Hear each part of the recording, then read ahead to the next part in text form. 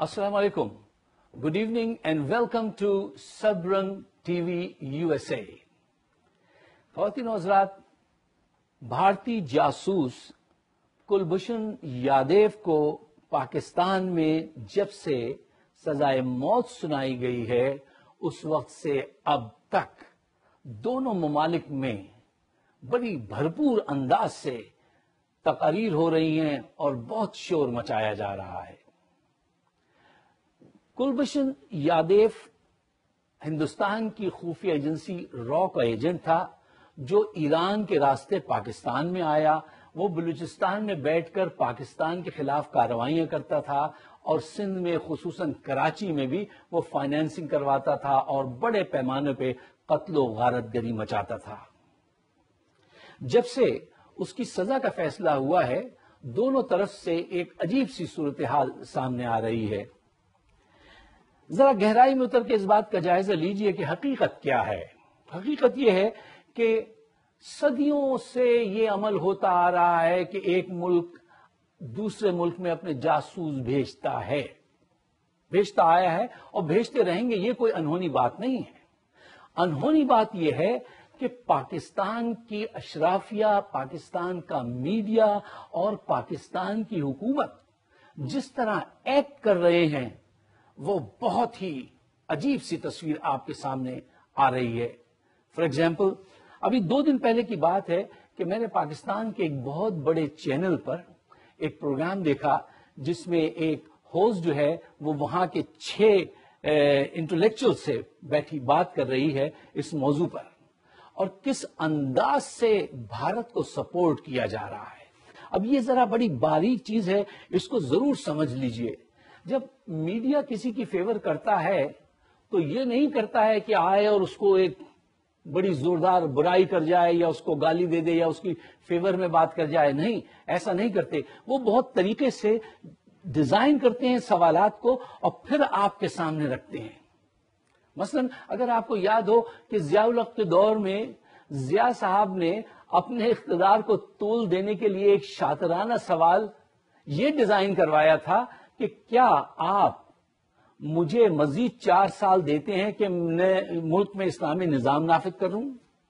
کون مسلمان ہوگا جو کہے گا کہ نہیں، ہم آپ کو 4 سال نہیں دیتے اور آپ اسلام نافذ نہ کریں؟ یقیناً جواب ہاں میں آنا تھا. اگر میں آپ سے کہوں، جب آپ کو کسی کو کارنر کرنا منظور ہوتا ہے، میں آپ سے کہوں کہ کیا آپ نے اپنی بیوی کو مارنا چھوڑ دیا؟ اگر آپ کہتے ہیں چھوڑ دیا تو اس کا مطلب ہے پہلے مارتے رہے ہیں، اور نہیں چھوڑا تو اس کا مطلب ہے آج بھی مار رہے ہیں. یہ ڈیزائن کیے جاتے ہیں سوالات. اب یہ سوال دیکھیے جو اس چینل پہ کیا جا رہا تھا. وہ سوال کیا ہے؟ سوال یہ تھا کہ کلبھوشن یادیو کی سزائے موت سے کیا بھارت کی طرف سے ہونے والی دہشت گردی ختم ہو جائے گی؟ جواب آئے گا نہیں، بالکل نہیں ہو سکتی. ایک کو سزائے موت دینے سے تو حالات ایسے نہیں بدلیں گے، ختم نہیں ہوگی. یہ بات صحیح ہے. جب یہ لفظ ذہن میں آئے گا نہیں، یہیں سے وہ باریک کام شروع کریں گے. مثلا ذہنوں کو تیار کریں گے کہ جب ختم ہی نہیں ہونی، جب کوئی فائدہ ہی نہیں ہونا تو پھر کیا فائدہ اس کو سزائے موت دے کر، اس کو چھوڑ دو. دیکھیے سوال کیسے ڈیزائن کیا تھا، جواب کیا آیا، ذہنوں میں وہ کس طرح پہنچا. اور جو وہاں کے جو انٹلیکچوئلز بیٹھے تھے وہ یہ بتا رہے تھے کہ اگر ہم نے یادیو کو سزا دے دی تو بھارت ناراض ہو جائے گا، حالات خراب ہو جائیں گے. حالات پہلے سے ہی خراب ہیں، لوگوں کو سمجھا رہے ہیں کہ حالات مزید بگڑ جائیں گے. یہ پاکستان کی ہمدردی کر رہے ہیں یا ہندوستان کا مقدمہ لڑ رہے ہیں؟ اس پروگرام کا مقصد کیا ہے؟ آج بہت سارا میڈیا پاکستان کا، سارا نہیں لیکن بہت بڑا چنک پاکستان کا میڈیا جو ہے وہ ہندوستان کے ہاتھوں بکا ہوا ہے اور پاکستان کے اندر بیٹھ کر ان کی حمایت ریشنلی کرتا، عقل کی توجیہ ایسے دیتا ہے کہ لگتا ہے یہ پاکستان کے حق میں کر رہے ہیں لیکن وہ پاکستان کے خلاف کام کر رہے ہوتے ہیں. اب آئیے ذرا حکومت کی طرف. اس حکومت سے آپ کیا توقع رکھتے ہیں؟ آج تک وزیر اعظم نے ایک دفعہ کھل کر اس ایجنٹ کے لیے کچھ نہیں کہا, کوئی بڑا اسٹیٹمنٹ نہیں دیا. وہ اس شیر کی طرح ہے جو بیٹھا ہوا ہے کاہل, حد درجہ کاہل, اس کے منہ پہ مکھیاں بھن بھنا رہی ہیں اور وہ غنودگی کے عالم میں پڑا رہتا ہے. اتنی کاہل حکومت ہے پاکستان کی. اور ان کے دل میں ہندوستان کی محبت اور احترام اس درجہ کہاں سے آیا؟ یہ اس کے لیے تو بڑی ریسرچ کرنی پڑے گی کہ ان کو کیا ہو گیا, یہ اس درجہ وفادار کیسے ہو گئے. کیوں؟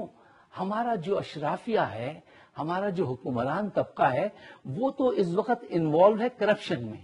اس کو پاناما کیس کا سامنا ہے, اس کو بچوں کو جائیدادیں بنا کے دینی ہے, بچوں کو پارٹی میں لانا ہے, اس کو تو یہ دیکھنا ہے کہ زیادہ سے زیادہ قرضے کیسے لی جائیں, ان قرضوں کے اندر سے زیادہ کمیشن اور پیسے کیسے کمائے جائیں, ملک کہاں جا رہا ہے, ملک کے اندر کون آتا ہے کون جاتا ہے, ان کو اس کی پرواہ نہیں. حتیٰ کہ ان کی فیکٹریز میں کون آتا ہے کیا کام کرتا ہے اس کی بھی ان کو خبر نہیں.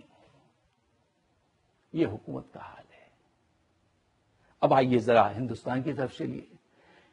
ہندوستان کی وزیر خارجہ سشما سوراج صاحبہ کہتی ہیں کہ یادیو صرف اپنے ماں باپ کا نہیں پورے دیش کا بیٹا ہے اور ہم اس کو چھڑانے کے لیے آؤٹ آف دا وے جائیں گے, کوئی بھی قیمت ادا کرنی پڑی وہ قیمت ادا کریں گے.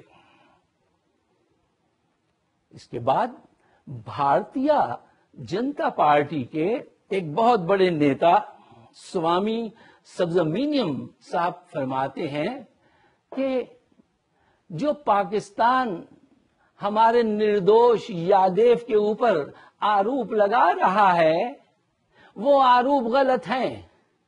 اگر پاکستان نے یادیو کے ایک بال کو بھی کھینچا تو اس کی ہم سخت سزا دیں گے. سوامی صاحب بال کہاں سے کھینچیں گے, وہ تو گنجا ہے. اب سوامی صاحب آگے بھی کہتے ہیں, سوامی صاحب کہتے ہیں کہ پاکستان یاد رکھے کہ اگر اس نے اس کو سزا دی تو ہم بلوچستان کو ایک الگ ملک کی حیثیت سے تسلیم کر لیں گے. نہ صرف یہ کریں گے بلکہ سوامی صاحب نے یہ بھی فرمایا کہ جناب اس کے بعد سندھ جو ہے اس کو بھی ہم اٹھا کے الگ کر دیں گے. یہ تھریٹ آ رہے ہیں کہاں سے؟ ہندوستان کی طرف سے. اب ذرا گہرائی میں اتر کے اس بات کا جائزہ لیجئے کہ یہ تھریٹ کتنے قابل عمل ہیں.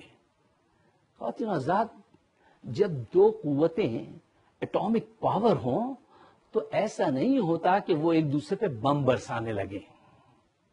پھر وہ قوتیں اپنی جنگ لڑتی ہیں پراکسی وار کی شکل میں. وہ جنگ لڑتی ہیں لیکن معاشی میدان میں.